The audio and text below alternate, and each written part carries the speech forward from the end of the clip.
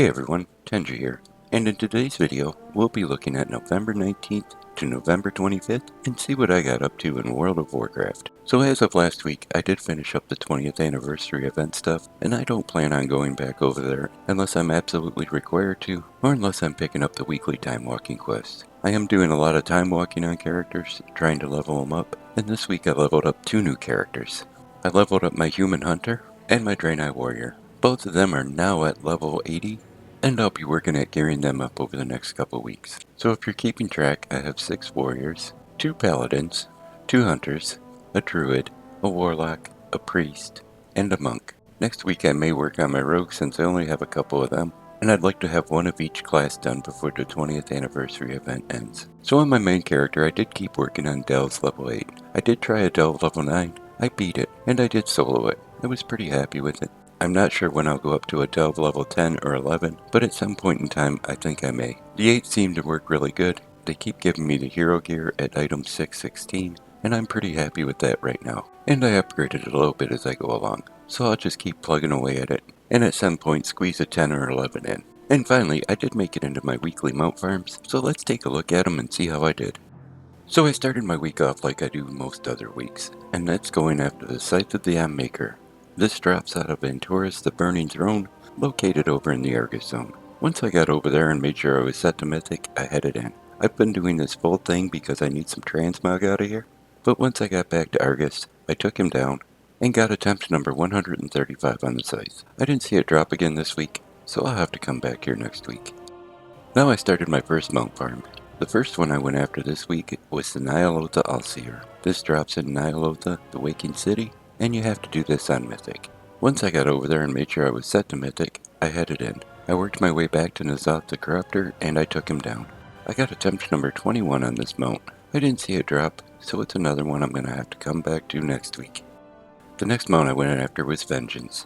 This drops in the Sanctum of Domination off of Sylvanas Windrunner. This one has to be done on Mythic also, and this one I can't quite solo yet, so I need to find a group in Group Finder. Once I do find a group, we head in and we work our way back to Sylvanas. Taking her out gave me attempt number 30 on the mount this week, and lo and behold, I did get it. So I'm pretty much done with this place. I might have to come back in and farm some Transmog, but that's okay. And here it is, Vengence. This mount is pretty darn good looking. I do like the looks of it, and it's one I'm going to probably use quite often. And the real shocker is, it only took me 30 attempts. I can't believe that. For some of these mounts I've went into the hundreds of attempts, so I was glad to see this one knocked out pretty early. The final mount farm I did this week was for the Zareth Overseer. This drops in the Sepulchre of the first one off the Jailer. And again, this is another one I have to do on Mythic, and it's another one I can't quite solo yet. So I look for a group in Group Finder. Once I find a group, we head in. We work our way back to the Jailer, and we take him out. This week I got attempt number 33 on the mount. It's another one I didn't see drop, and it's another one I'll have to come back to next week. So I did get a few extra mounts this week besides Vengence. The first one I picked up was the Trader's Gilded Brutosaur. I do have the other Brutosaur mount, so I wasn't sure if I was going to buy this one or not. But you know what, I had a ton of gold sitting around, and I figured I'd buy some tokens and knock it out. I really doubt I would have spent actual cash on this mount, but being I could buy tokens, it didn't seem like it was too bad, even though the price was a little high. The next mount I got was the Dauntless Imperial Lynx. This is one of the new cat models that came in with this expansion, and I gotta say this is a really good looking mount. This came from the endgame event to Keyflames, located up in Hollowfell, and I think I had opened about 200 bags before I had seen this mount. I'm really glad it's done, and I don't have to mess with those Keyflames anymore, unless of course I get bored and just need something to do for a bit. And the final mount I got was the Royal Court Undercrawler. This is another rep mount that comes from Ashkahet, and it will cost you just over 2,000 cash. The price is pretty cheap, but it's not all that extraordinary of a mount. We've had plenty of these this expansion, so the price shouldn't have been very high anyways.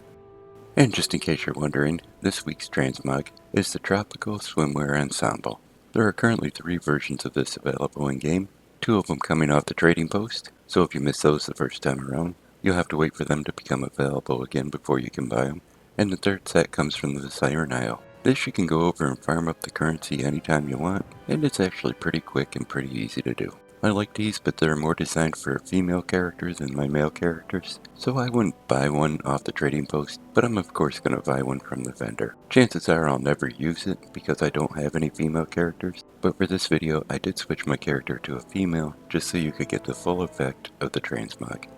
But hey, if you enjoyed the video, give it a thumbs up. You can click on subscribe. Thanks for coming by and watching it. I'm going to send a hi out to my best friend, and you all take care.